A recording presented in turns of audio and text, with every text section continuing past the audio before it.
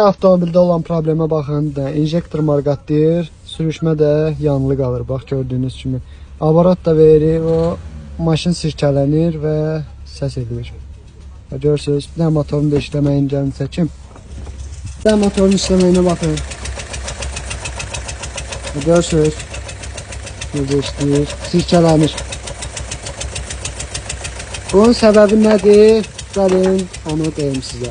Baxın, bu silindirlərin kompresiyasıdır. Bu birinci silindirdir. Xodda. Saxla. Görürsünüz. O qədər güclüdür ki, atdı. Geçdi ikinci silindirə. Xodda. Saxla. Görürsünüz, 9'dur. Bu da pis deyil, yaxşı verir. Və keçir indi üçüncü silindirə. Və üçüncü silindirə baxın. Görürsünüz. Bir dənə xodda. Saxla. Üçüncü silindirdə gördüyünüz kimi heç bir təzyiq yoxdur. İndi keçirik dördüncü silindirə. İndi üçün yoxlamışıq, qalıb biri. Dördüncü silindirdə hal-hazırda. Xodda. Görürsünüz.